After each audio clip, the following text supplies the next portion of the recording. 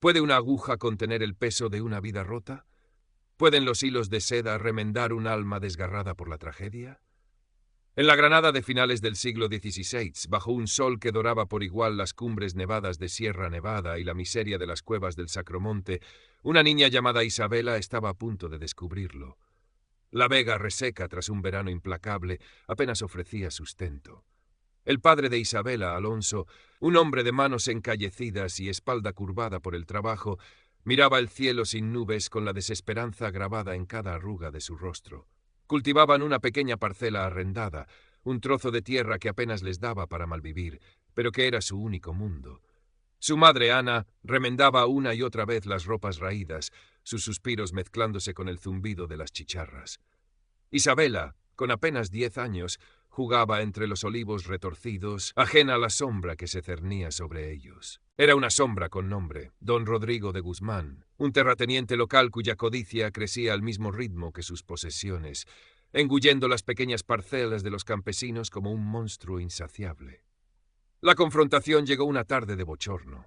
Don Rodrigo, a caballo, flanqueado por 2 esbirros de mirada torva, se presentó en la humilde choza. Su voz, untuosa y amenazante, exigió la entrega inmediata de la tierra. Alegaba deudas impagadas, intereses acumulados, mentiras tejidas con la arrogancia del poder. Alonso, aferrado a la dignidad que le quedaba, se negó. Habló de la cosecha perdida, de la sequía, de la injusticia. Isabela, escondida tras un grueso tronco de olivo, vio cómo la discusión subía de tono, cómo el rostro de don Rodrigo se crispaba de furia. Vio cómo hacía una señal casi imperceptible a sus hombres. Vio cómo uno de ellos desenvainaba un cuchillo corto y lo hundía en el costado de su padre. El grito ahogado de Alonso, el golpe seco al caer, el olor metálico de la sangre mezclándose con el polvo, imágenes grabadas a fuego en la retina de una niña. Los hombres de don Rodrigo se marcharon con la misma rapidez con que habían llegado, dejando tras de sí un cadáver y una familia rota. El desahucio fue inmediato. Ana, consumida por una pena que le robó el habla y el aliento, se dejó morir lentamente en un rincón oscuro de una cueva prestada en las faldas del Albaicín. Isabela la cuidó con la torpe desesperación de la infancia, pero la tristeza era una enfermedad más letal que cualquier fiebre. En pocas semanas Isabela se quedó sola, huérfana, aterrada, con el estómago vacío y el corazón hecho añicos. Vagó por las calles de Granada, un pequeño fantasma esquivando los carros, las miradas indiferentes, los peligros de la noche. El hambre la roía, el miedo la paralizaba. Un día, buscando refugio del sol inclemente, se acurrucó junto a los muros fríos del convento de San Jerónimo. Estaba al borde del colapso, la visión borrosa, los sentidos embotados. Fue allí, un ovillo de harapos y desesperación, donde la encontró fray Antonio de San Juan. El fraile, un hombre de mediana edad, de rostro bondadoso surcado por arrugas de preocupación y compasión, se detuvo. Vio más allá de la suciedad y los andrajos. Vio el temblor de sus pequeños hombros, la mirada perdida en sus ojos oscuros y enormes. Se arrodilló a su lado, su voz suave rompiendo el silencio aterrador. «¿Qué te ocurre, pequeña? ¿Estás sola?» Isabela no pudo responder, solo un sollozo seco escapó de su garganta. Fray Antonio, con una delicadeza infinita, la levantó en brazos. Pesaba tan poco. La llevó dentro de los muros protectores del convento, lejos del sol abrasador y de la crueldad del mundo. Le ofreció agua, un trozo de pan duro que a Isabela le supo a gloria, y la promesa silenciosa de un refugio. Pasaron los años. Isabela creció bajo la tutela discreta y constante de Fray Antonio. Vivía en una pequeña estancia anexa al convento, ayudando a las monjas en la cocina, en la limpieza, en el huerto. El fraile, paciente, le enseñó a leer, a escribir, los rudimentos de la fe cristiana. Isabela aprendía con una rapidez silenciosa, absorbiendo cada palabra, cada gesto. El trauma inicial la había vuelto retraída, desconfiada, pero en la seguridad del convento, su espíritu herido comenzó a cicatrizar lentamente. Fray Antonio, hombre culto y observador, notó algo más en la muchacha. Notó la forma en que sus dedos, largos y finos, a pesar de la rudeza del trabajo, trazaban dibujos en el polvo del suelo. Notó la intensidad con que observaba los intrincados patrones de los azulejos mudéjares que adornaban el claustro, la delicadeza con que recogía una flor caída, estudiando sus pétalos. Un día, mientras reparaba un viejo tapiz, le ofreció una aguja y unos restos de hilo de colores. «Prueba tú, Isabela, tus manos parecen tener alma propia». Fue como abrir una compuerta. La aguja se convirtió en una extensión de sus dedos, los hilos en los colores de sus pensamientos y recuerdos reprimidos. Al principio, torpemente, imitaba los diseños que veía. Pero pronto su talento innato emergió con una fuerza imparable. Empezó a crear sus propios patrones, inspirados en la naturaleza que atisbaba desde el huerto del convento. Granadas reventonas mostrando sus rubíes interiores, claveles rojos como gotas de sangre sobre un fondo oscuro, pájaros atrapados en pleno vuelo, el juego de luces y sombras en las fuentes del General Leaf, que había visto en alguna rara salida acompañando al fraile. Sus bordados tenían una precisión asombrosa, una viveza de color, una originalidad que trascendía la mera artesanía. Fusionaba la tradición castellana con ecos sutiles, casi inconscientes, del arte geométrico y floral que impregnaba cada rincón de Granada, herencia del pasado morisco. Era su voz silenciosa, su forma de encontrar belleza en un mundo que le había mostrado su cara más fea. Fray Antonio contemplaba su progreso con una mezcla de asombro y orgullo paternal. Le conseguía mejores materiales, agujas finas de acero toledano, madejas de seda traídas por mercaderes, pigmentos naturales con los que Isabela aprendió a teñir sus propios hilos, logrando tonalidades únicas. Empezó a encargarle pequeños trabajos para la iglesia, manteles para el altar, paños de cáliz, incluso la restauración de alguna casulla antigua. El trabajo de Isabela era impecable, y su fama empezó a susurrarse tímidamente fuera de los muros del convento. Para ayudarla a obtener algunos ingresos propios, Fray Antonio concertó con un mercader conocido la venta discreta de algunas piezas más pequeñas, pañuelos, bolsas, pequeños tapices decorativos. Fue en el bullicioso mercado de la alcaicería, entre el aroma de las especias y el regateo de los comerciantes, donde Isabela conoció a Mateo Vargas. Mateo era un joven ceramista, de manos manchadas de arcilla y sonrisa franca. Ayudaba a veces al mercader que vendía los bordados de Isabela. Al principio su relación fue puramente funcional. Mateo, con su conocimiento de las calles y tratos, la protegía de la curiosidad ajena, la ayudaba a conseguir un precio justo por su trabajo. Pero pronto, la admiración mutua dio paso a una amistad profunda.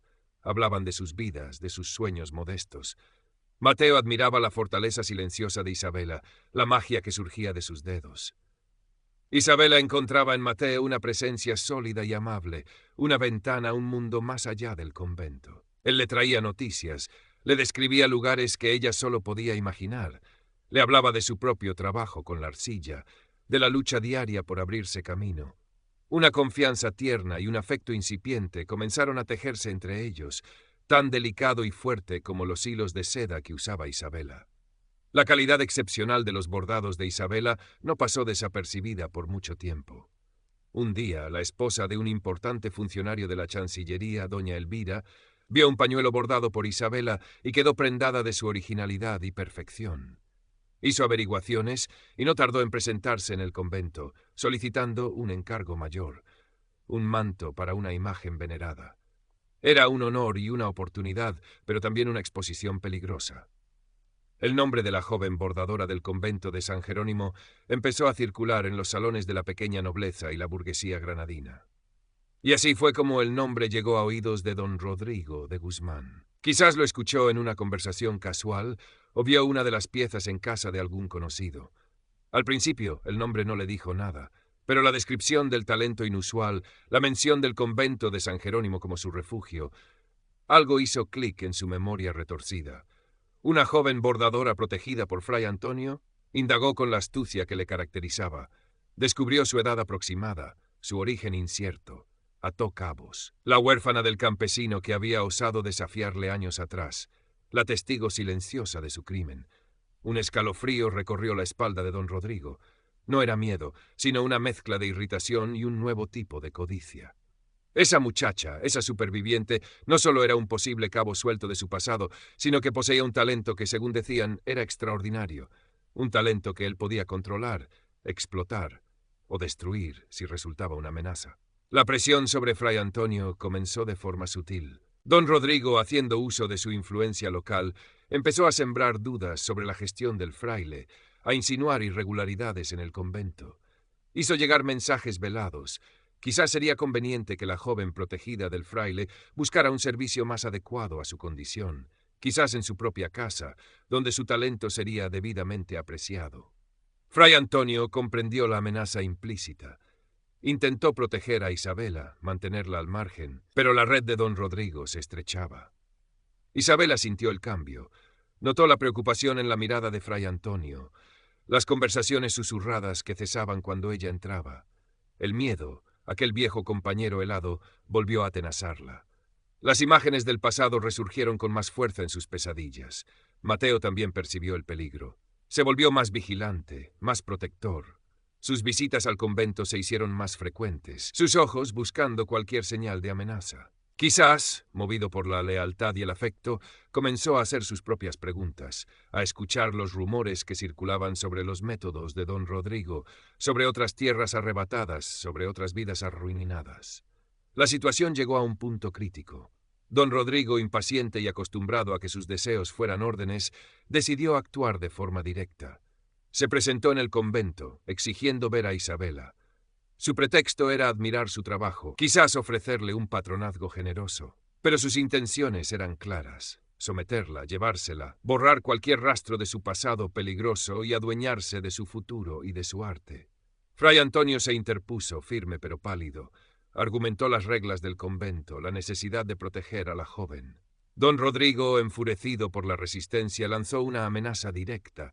Si no le entregaban a la muchacha, usaría todo su poder para destruir al fraile, acusándolo de cualquier cargo inventado, desde malversación hasta herejía. La Inquisición, siempre vigilante, podría interesarse por un fraile que protegía a una joven de origen desconocido con un talento tan singular, quizás inspirado por fuentes dudosas. Isabela, que había escuchado la discusión oculta tras una puerta, sintió que el suelo se abría bajo sus pies. Iban a destruir a Fray Antonio por su culpa. El miedo la paralizó, pero una nueva emoción, más fuerte, comenzó a arder en su interior. La rabia, la necesidad de proteger a quien la había salvado. Fue entonces cuando apareció Mateo. Había llegado al convento alertado por la presencia de los hombres de don Rodrigo apostados fuera. No llegó solo. Traía consigo a un hombre de aspecto severo, vestido de negro, cuyos ojos agudos parecían escrutarlo todo. Un visitador eclesiástico que, alertado discretamente por Mateo sobre los abusos de poder de don Rodrigo en la región, había decidido investigar. Mateo, en sus pesquisas, había recopilado testimonios, pruebas de las extorsiones y la violencia del terrateniente. La acusación contra Fray Antonio era la excusa perfecta para la intervención del visitador. La confrontación se trasladó a una sala del convento. Don Rodrigo, sorprendido por la presencia inesperada del visitador, intentó mantener la compostura, pero su arrogancia se resquebrajaba. Repitió sus acusaciones contra Fray Antonio, exigió que Isabela fuera puesta bajo su protección. El visitador escuchó en silencio, su mirada fija en el terrateniente. Luego se volvió hacia Isabela. «¿Y tú, muchacha? ¿Qué tienes que decir?» Todos los ojos se posaron en ella. El miedo la atenazaba, le secaba la boca. Las imágenes de la muerte de su padre la asaltaron. Pero vio la mirada angustiada de Fray Antonio, la expresión tensa pero esperanzada de Mateo. Respiró hondo. Recordó las palabras de su padre sobre la dignidad, recordó la bondad de Fray Antonio, el apoyo de Mateo, y recordó el odio y la crueldad en el rostro de don Rodrigo aquel día fatídico.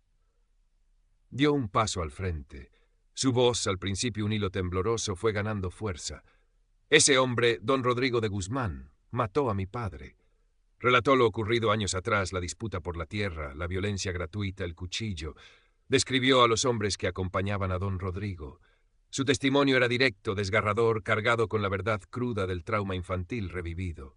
Don Rodrigo palideció, negó las acusaciones con vehemencia, habló de fantasías de una niña resentida. Fue entonces cuando Mateo intervino de nuevo. Sacó un pequeño objeto envuelto en un paño. Lo desplegó con cuidado. Era un pañuelo de hombre, algo tosco, pero con una esquina primorosamente bordada. Un pequeño clavel rojo, con un estilo de puntada muy particular, inconfundible. «Este pañuelo», dijo Mateo, dirigiéndose al visitador, «lo encontré hace años cerca del olivo donde cayó muerto Alonso, el padre de Isabela. Lo guardé sin saber por qué. Hace poco, al ver los primeros trabajos de Isabela, reconocí la puntada. Era un regalo que ella, siendo muy niña, había bordado para su padre. El asesino, o uno de sus cómplices, debió perderlo en la confusión». Isabela miró el pañuelo, el clavel rojo. Lo había bordado con restos de hilo que le había dado su madre, copiando las flores que crecían junto a la choza. Un trabajo infantil, imperfecto, pero hecho con amor. Y ahora, ese pequeño trozo de tela se convertía en el testigo mudo que corroboraba su historia. Don Rodrigo se quedó sin palabras. La combinación del testimonio de Isabela, la prueba inesperada del pañuelo y las otras evidencias recopiladas por Mateo sobre sus abusos sellaron su destino. El visitador, con autoridad tranquila, ordenó su detención inmediata a los alguaciles que esperaban discretamente fuera. La caída del hombre que se creía intocable fue rápida y completa. Las consecuencias no se hicieron esperar. Tras un juicio sumario supervisado por el visitador, don Rodrigo de Guzmán fue despojado de sus tierras mal habidas, muchas de las cuales fueron restituidas a las familias despojadas o pasaron a manos de la Iglesia para obras de caridad. Fue condenado a prisión en una fortaleza lejana, borrado del mapa social de Granada. La justicia, tardía pero implacable, había llegado. Para Isabela, la caída de don Rodrigo no borró las cicatrices del pasado, pero trajo una profunda sensación de alivio, de liberación. El fantasma que la había atormentado durante años había sido exorcizado. Fray Antonio, libre de toda sospecha y profundamente orgulloso de la valentía de su protegida, pudo respirar tranquilo. La historia de Isabela y su extraordinario talento, ahora unida a su dramática historia personal y a la caída del tirano local, se extendió por Granada. El visitador eclesiástico, impresionado por su arte y entereza, le encargó personalmente el bordado de un nuevo estandarte para la cofradía del convento, un encargo que no solo le proporcionó reconocimiento oficial, sino también los medios para empezar a construir su propio futuro. Isabela ya no necesitaba esconderse. Con la ayuda de Fray Antonio y Mateo, estableció un pequeño taller en una casa alquilada cerca del convento, un lugar luminoso donde la luz de Granada entraba a raudales, iluminando los hilos de seda de colores. Ella y Mateo, cuyo vínculo se había fortalecido a través de la adversidad, confirmaron sus sentimientos. No hubo una boda ostentosa, sino un compromiso sencillo, basado en el respeto mutuo, el trabajo compartido y un amor tranquilo y profundo. Juntos miraban hacia un futuro modesto, pero lleno de esperanza. La última escena no es de grandes celebraciones, sino de paz laboriosa. Isabel está sentada junto a la